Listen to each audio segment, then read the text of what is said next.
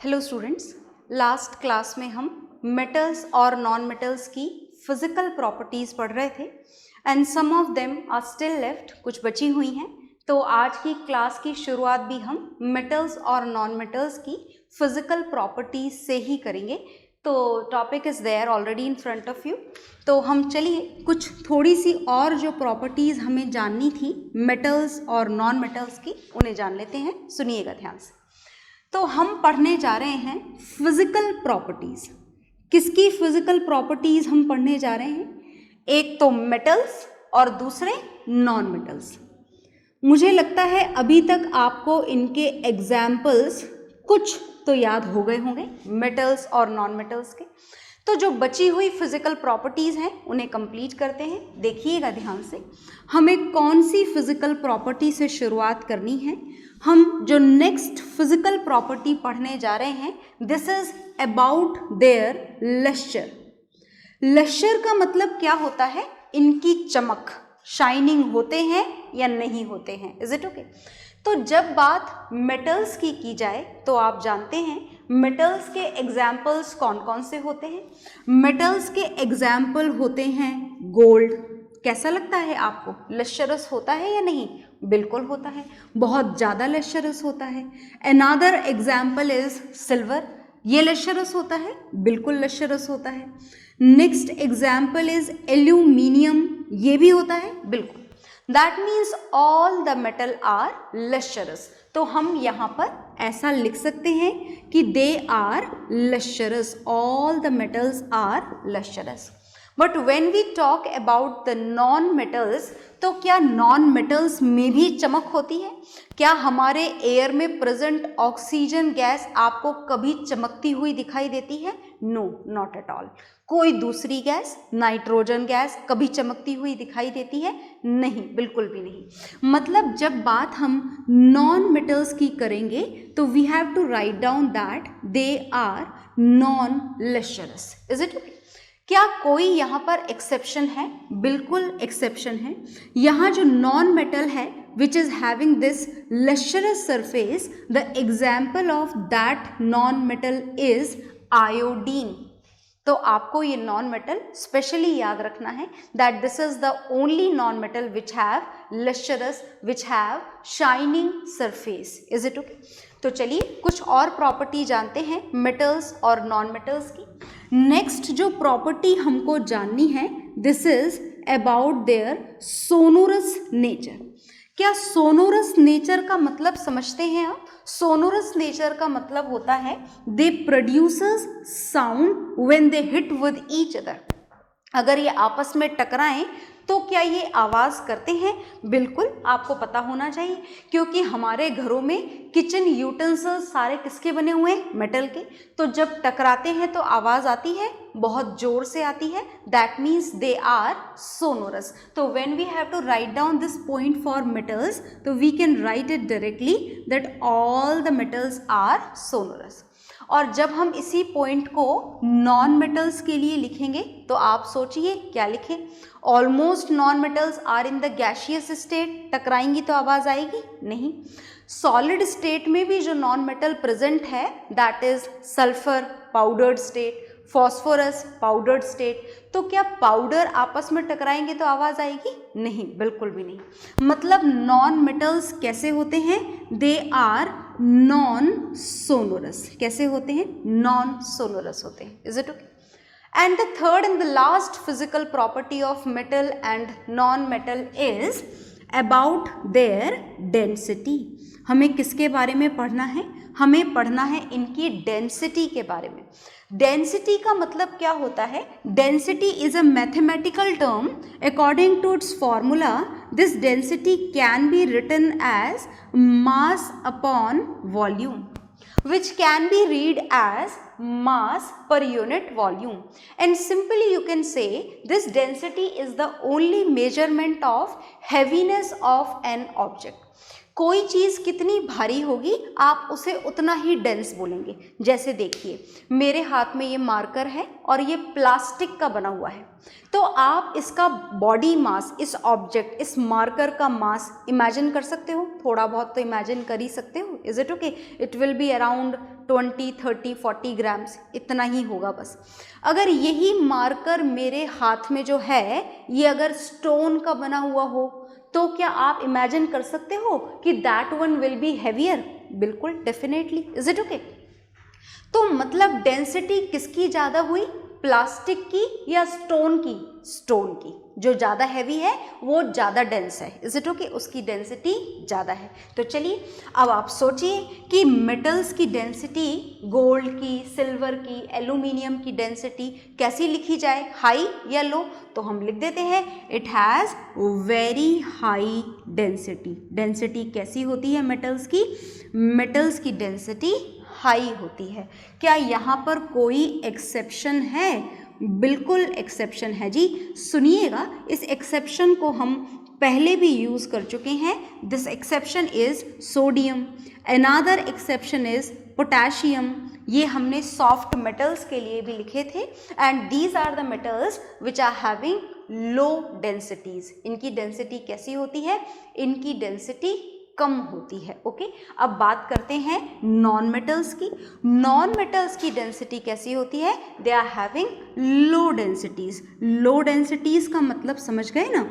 अगर आप same volume use करेंगे मेटल्स एंड नॉन मेटल्स का, तो कौन लाइटर होंगे? Non metals will be lighter than the metals. Is it okay? तो आपकी इन तीनों प्रॉपर्टीज के साथ में मेटल्स और नॉन मेटल्स की फिजिकल प्रॉपर्टीज कंप्लीट हो गई हैं। आप इन्हें नोट डाउन कर लीजिए। Then we will start with the chemical properties of metals and non metals. Okay, तो नोट डाउन कर लें आप इनको पहले।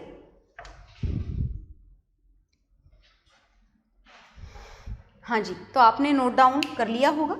और नोट डाउन करने के बाद में हमने पता लगाया कि मेटल्स और नॉन मेटल्स की फिजिकल प्रॉपर्टीज क्या होती हैं, कैसे दिखते हैं, फिजिकल स्टेट कैसी होती है, चमकते हैं या नहीं चमकते हैं। तो ऐसी ढेरों बातें हमने जान ली। और इन ढेरों बातों को जानने के बाद में हमें पता लगा कि यहाँ तो सब जगह एक्सेप्शन है। अगर हम ये बोलें कि सारे मेटल्स सॉलिड होते हैं तो मरकरी एक्सेप्शन आ जाता है। हम ये बोलें कि सारे मेटल्स, सारे नॉन मेटल्स गैसियस होते हैं तो ढेरों सॉलिड नॉन मेटल्स भी आ जाते हैं। मतलब बात ऐसी है कि इनको डिफाइन करने के लिए, मेटल और नॉन मेटल को डिफाइन करने के लिए सिर्फ इनकी फिजिकल प्रॉपर्टीज सफिशिएंट नहीं है। मतलब हमें दूसरी प्रॉपर्टीज भी जाननी पड़ेंगी। समझ गए क्या आप? दूसरी कौन सी प्रॉपर्टीज की बात होने वाली है? We are going to talk about the chemical properties of metals and non metals now. अब हम केमिकल प्रॉपर्टीज जानेंगे कि how the one metal reacts with the another. Is it okay? How the non-metal reacts with the another acid, bases and salt, और जो भी जिसके भी साथ आप रिएक्शन करवाना चाहें, किस किस के साथ में करवानी है, that we will do according to our science syllabus. Is it okay? तो सबसे पहले हम केमिकल प्रॉपर्टीज मेटल्स की पढ़ेंगे और उसके बाद में नॉन मेटल्स की केमिकल प्रॉपर्टीज हमको बहुत कम पढ़नी है, होती भी कम है नॉन मेटल्स की chemical properties, because as compare to the metals non metals are comparatively less reactive. Is it okay? तो चलिए हम किसकी केमिकल प्रॉपर्टीज स्टार्ट करने जा रहे हैं? हम मेटल्स की केमिकल प्रॉपर्टीज स्टार्ट करने जा रहे हैं। और मेटल्स की केमिकल प्रॉपर्टी को स्टार्ट करने से पहले मैं यहाँ पर कुछ लिखने जा रही हूँ। देखना जरा आपको याद है क्या जो मैं लिखने जा रही हूँ? मैं यहाँ पर रिएक्टिविटी सीरीज लिखने जा रही हूँ। कुछ याद आया आपको? आपने रिएक्टिविटी सीरीज पढ़ी थी चैप्टर 1 में। किसकी रिएक्टिविटी सीरीज आपने पढ़ी थी? आपने रिएक्टिविटी सीरीज पढ़ी थी ऑफ मेटल्स। सारे मेटल्स आ गए थे क्या इसमें? नहीं, मेटल्स तो बहुत सारे होते हैं। 118 एलिमेंट में से 80% एलिमेंट्स तो मेटल ही होते हैं। Is it okay? तो हम सारे मेटल्स यहाँ पर नहीं लिखने वाले हैं, हम कुछ मेटल यहाँ पर लिखेंगे जो हमारे बार बार काम में आते हैं। Is it okay? तो reactivity series of metal will be started with the metal potassium. ध्यान से देखिएगा, potassium, then sodium, calcium, magnesium, aluminium, zinc, iron, tin, lead, hydrogen, this is very important, hydrogen, then copper, then mercury, and then silver, and then gold. Gold के नीचे भी आप लिख सकते हैं least reactive metal is platinum. मैंने तब भी बताया था और लिखा नहीं था, यहाँ भी बता रही हूँ और लिख नहीं रही हूँ, because in the complete chemistry of class 10th we are not at all going to use this platinum anywhere, कहीं भी काम में नहीं लेने वाले हैं। और पोटेशियम के ऊपर भी एक मेटल आता है लिथियम, हम इसे भी इग्नोर कर रहे हैं बिकॉज इसका कोई कंपाउंड हमको पढ़ना ही नहीं है, पूरी केमिस्ट्री में नहीं पढ़ना है, पूरे साल भर की केमिस्ट्री में नहीं पढ़ना है। तो हमने सारे मोस्ट कॉमन मेटल्स लिख दिए हैं। तो इस रिएक्टिविटी सीरीज के हिसाब से एज यू गो डाउन, है ना, जैसे जैसे आप नीचे जाओगे, नीचे जाने से इनकी जो रिएक्टिविटी है वो कौन से ऑर्डर में जा रही है? डिक्रीजिंग ऑर्डर में जा रही है। मतलब इस सीरीज के हिसाब से अगर आपसे कोई मोस्ट रिएक्टिव मेटल पूछे in which belongs to this series, इससे भी ज़्यादा रिएक्टिव होता है, पोटेशियम से भी ज़्यादा लिथियम, पर हम उसको लिख नहीं रहे हैं। तो अगर इन सारे एलिमेंट में से ज़्यादा रिएक्टिव आपसे पूछा जाए, then the most reactive metal is potassium. And according to this series अगर हमसे कोई लीस्ट रिएक्टिव मेटल पूछे, then least reactive metal is gold. याद रहे ना, गोल्ड का symbol AU। And usually the comparison has to be done with hydrogen.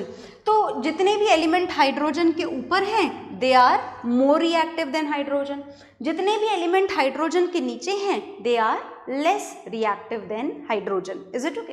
अच्छा, अब अगर आपको याद हो कि ये मेटल की रिएक्टिविटी सीरीज तो हमने पढ़ ली है ना, समझ में आ गई है आपको अच्छी तरीके से। अब अगर आपको याद है ये बात कि आखिर ऐसा क्यों, सारे मेटल्स रिएक्टिव होते हैं, मेटल्स का तो नेचर ही रिएक्टिव होना है, तो फिर ऐसा क्यों कि ये पोटेशियम इतना ज़्यादा रिएक्टिव और ये गोल्ड इतना कम रिएक्टिव? तो कारण याद है ना आपको, कारण ऐसा है कि जो मेटल्स होते हैं इनका बिहेवियर कैसा होता है? इनका बिहेवियर होता है इलेक्ट्रोपॉजिटिव बिहेवियर। कैसा बिहेवियर होता है इनका? Electropositive behaviour. That means they usually donate electrons to form their positive ions. आ गई बात समझ में? ये इलेक्ट्रॉन्स को क्या करते हैं? डोनेट करते हैं, और डोनेट करके क्या फॉर्म करते हैं? पॉजिटिव आयंस फॉर्म करते हैं। Is it okay? तो देखिए बात ऐसी है कि ये जितने भी मेटल लिखे हैं आपके सामने, ये सारे मेटल्स इलेक्ट्रॉन्स को डोनेट करते हैं और किस में कन्वर्ट होते हैं? उनके पॉजिटिव आयन में। पर अगर कोई मेटल इलेक्ट्रॉन्स का इजी डोनेशन कर दे, आसानी से डोनेट कर दे, अगर इलेक्ट्रॉन्स को इजीली डोनेट कर दिए जाएं अगर electrons, in that condition that metal will be very high reactive. Is it okay?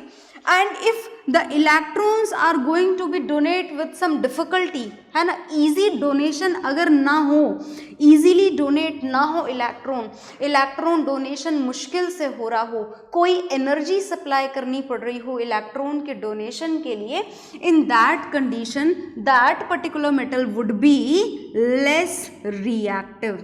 वो कैसा हो जाएगा? वो लेस रिएक्टिव मेटल हो जाएगा। आ गई ना बात समझ में? Is it okay? तो याद रखना इस बात को।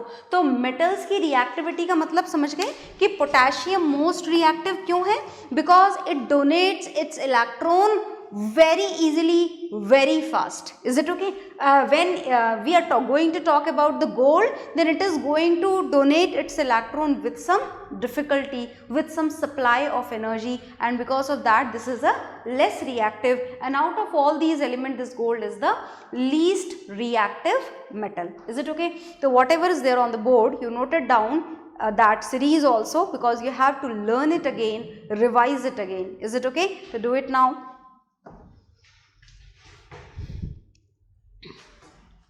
तो आपने नोट डाउन कर लिया होगा आई होप. अब मैं इसको यहाँ से रफ करने जा रही हूँ, as we need some space to learn chemical properties of metals. तो चलिए तैयार हो जाइए केमिकल प्रॉपर्टीज़ जानने के लिए.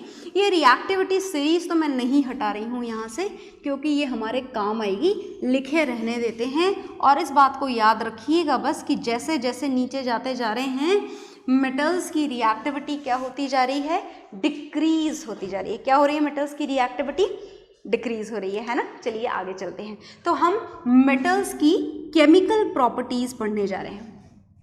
And the first chemical property is very simple. चलिए तैयार हो जाइए सुनने के लिए. This is the chemical property of metal, and in this first है ना, ये फर्स्ट केमिकल प्रॉपर्टी है. ये जो फर्स्ट केमिकल प्रॉपर्टी है इसमें आपको करवानी है रिएक्शन. किसकी रिएक्शन करवानी है? Reaction of metals. जो भी मेटल आप लेना चाहें, किसके साथ करवानी है? मेटल की रिएक्शन हमको करवानी है विद ऑक्सीजन. तो शुरू करते हैं. देखिएगा ध्यान से. हम सबसे पहले लिखेंगे इस मेटल की जनरल रिएक्शन. जनरल रिएक्शन ही याद करनी होती है आपको सिर्फ, है ना. बाकी रिएक्शन नहीं लर्न करनी होती है, बाकी अपने आप लिख लेनी होती हैं. तो when metals are going to react with oxygen, oxygen ना लिखें आप, कंफ्यूजन होता है, क्योंकि ऑक्सीजन लिखने से ओ भी लिखा जा सकता है, पर ऑक्सीजन गैस अगर आपने लिख दिया तो आप फिर ओ नहीं लिख सकते, और ओ वैसे भी कभी नहीं लिख सकते. तो ओ आपको कभी लिखना ही नहीं है जब तक आपको स्पेशली ना बोला जाए कि इस रिएक्शन में ओ लिखना है और कारण ना बताया जाए कि आखिर ओ क्यों लिखना है. Is it okay? Until and unless you will use O2 for oxygen gas. Is it okay? And when these two react with each other, when any metal react with the oxygen gas, then what is going to be formed here? Look here, क्या बनेगा यहाँ पर, बहुत ध्यान से देखना. When metals are going to react with oxygen gas, then metal oxide will be formed. क्या बन जाता है? मेटल ऑक्साइड बन जाता है. तो अब जरा जानेंगे कि कुछ वेरिएशन है क्या, या बस इतना सा जानना काफ़ी है? नहीं, यहाँ पर हमें बहुत कुछ जानना है. तो चलिए जानना शुरू करते हैं. देखिएगा ध्यान से. देखिए आपने इतने सारे मेटल तो यहाँ लिख रखे हैं अपने सामने, ये सारे मेटल ही हैं. इस हाइड्रोजन को छोड़ दिया जाए तो बाकी सारे मेटल ही हैं. और हाइड्रोजन क्या है ये बात अभी तक किसी को पता नहीं है. ठीक है, तो देखो ध्यान से. पोटेशियम की रिएक्शन करवाओ, सोडियम की करवाओ, टिन की करवाओ, कॉपर की करवाओ, किसी की भी करवाओ. When metals react with the oxygen gas, then metal oxide will be produced. क्या बनेगा? मेटल ऑक्साइड बनेगा. ये बात तो बिल्कुल कंफर्म है कि मेटल ऑक्साइड बनेगा. पर मेटल ऑक्साइड कैसे बनेगा? It depends on the reactivity of metals. जैसे बात अगर सोडियम की करें, बहुत ध्यान से देखना, तो सोडियम इतना खतरनाक एलिमेंट है. क्यों भाई खतरनाक क्यों है? खतरनाक इसलिए है because it is very reactive, बहुत ज़्यादा रिएक्टिव है. तो बड़ी खतरनाक तरीके से रिएक्शन होती है. It reacts vigorously with oxygen, जोर से रिएक्शन करता है ना. विगरस रिएक्शन होती है सोडियम की ऑक्सीजन के साथ में. इतनी जोर से होती है कि कभी कभी तो रिएक्शन होते होते आग लग जाती है सोडियम के अंदर, है ना. इतनी विगरस रिएक्शन होती है. ऐसा क्यों हुआ? ऐसा इसलिए हुआ because sodium is a very high reactive metal, है ना, बहुत ज़्यादा रिएक्टिव मेटल है. तो रिएक्शन तो वही होगी जैसे बाकी सारे मेटल करते हैं, पर कैसी होगी? विगरस रिएक्शन होगी. और इस विगरस रिएक्शन के साथ में किसका फॉर्मेशन होगा? मेटल ऑक्साइड का. बना दें मेटल ऑक्साइड? चलिए बना देते हैं. तो मेटल ऑक्साइड बनाने जा रहे हैं, उसके लिए सोडियम लिखें और फिर ऑक्सीजन लिखें और सोडियम की वैलेंसी 1 प्लस, ऑक्सीजन की वैलेंसी 2-। ये वैलेंसी हमेशा काम में आएगी, आपके हर चैप्टर में आ रही है ना काम में। तो अगर आपने अभी तक लर्न नहीं करी है तो इसे लर्न कर लेंगे आप। देख लीजिए, ये 2 यहाँ आ जाएगा और 1 यहाँ आ जाएगा, और 1 हम कभी लिखते नहीं हैं, तो दिस इज Na2O। तो क्या हुई reaction? This sodium reacts very vigorously with the oxygen gas, oxygen gas लिख देते हैं, पूरा नाम लिख देते हैं, to produce Na2O, and this Na2O is sodium oxide. Reaction is very vigorous, is it okay? चलो अब देखो, रिएक्शन जो है आपकी बैलेंस्ड नहीं है, तो इसको बैलेंस कर दें हम, इसको बैलेंस कर देते हैं। यहाँ हम लगाते हैं 2, तो ऑक्सीजन बैलेंस हो गया, पर सोडियम अनबैलेंस्ड हो गया, और यहाँ लगा देते हैं 4। Now the reaction is balanced. आ गई बात समझ में? तो ये हुई रिएक्शन सोडियम की सोडियम ऑक्साइड के साथ में। आई बात समझ में? और पढ़े रिएक्शन? चलो और पढ़ते हैं। तो आप इसे नोट डाउन कर लीजिएगा, फिर पढ़ेंगे और, है ना?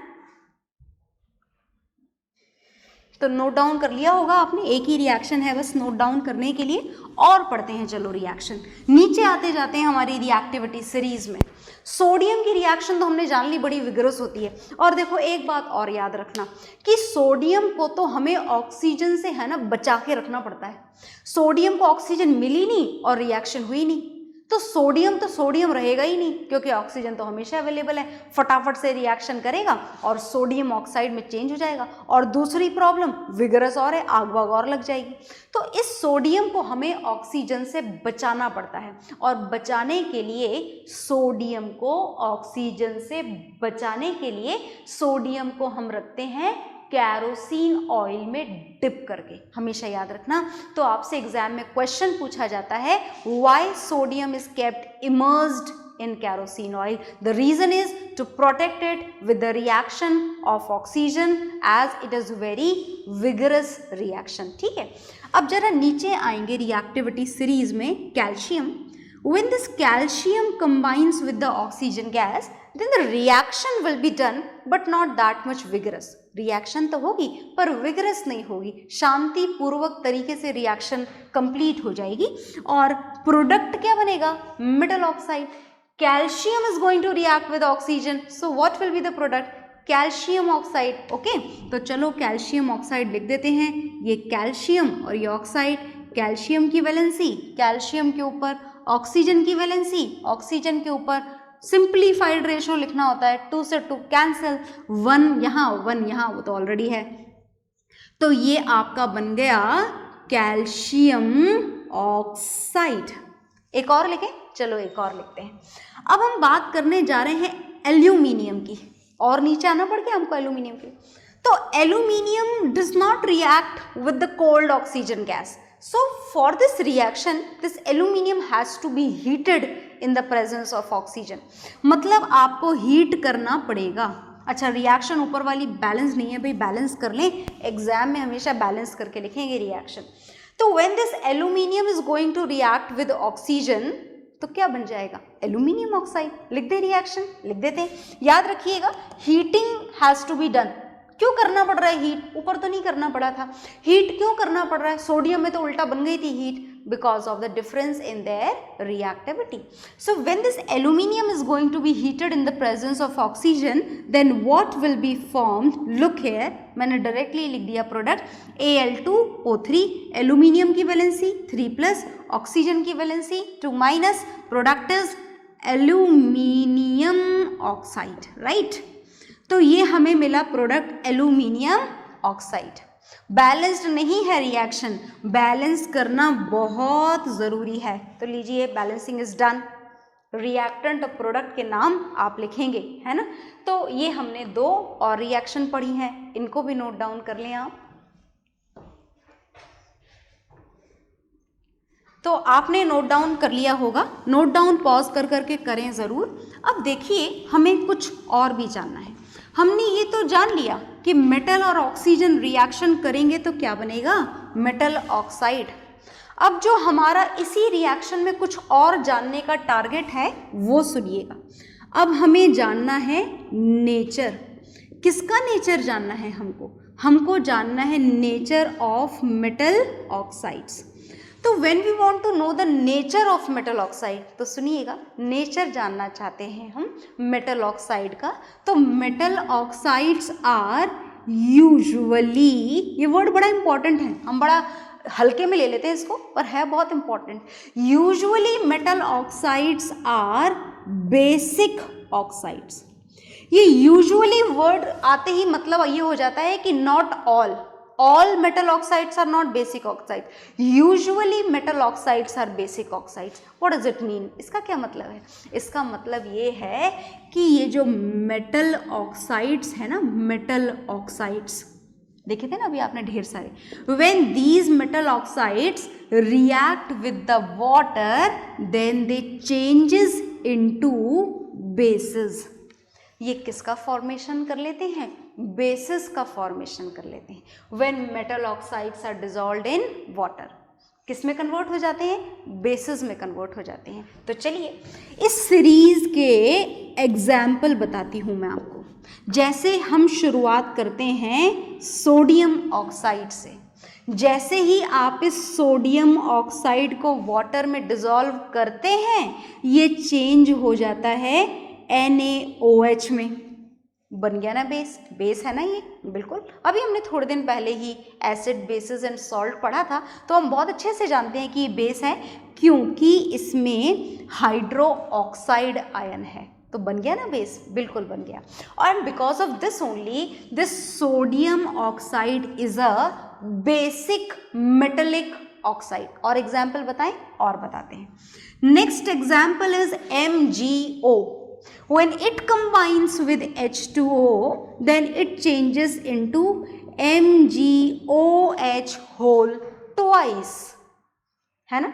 Magnesium oxide is dissolved in water, changes into this, which is a base. Yes, it's a base. क्योंकि इसके पास में भी मैग्नीशियम और कौन सा आयन है? Hydroxide ion.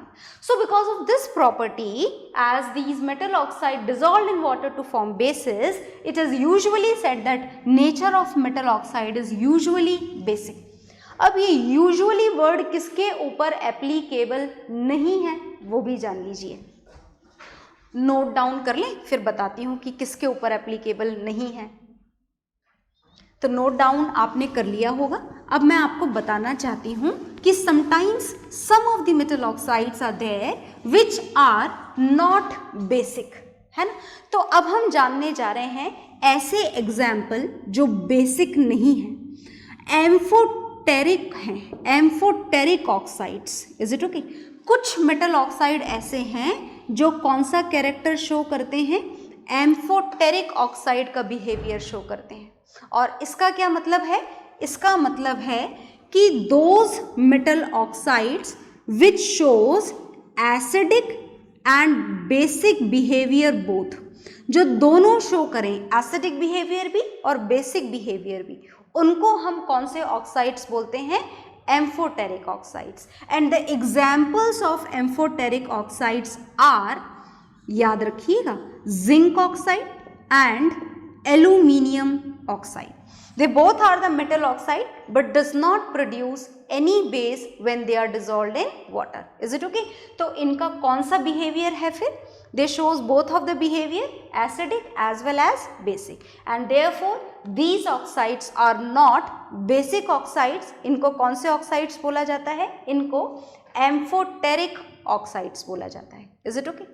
तो इसी प्रॉपर्टी के साथ में जो हमारी फर्स्ट केमिकल प्रॉपर्टी है मेटल्स की, वो पूरी तरीके से कंप्लीट हो चुकी है।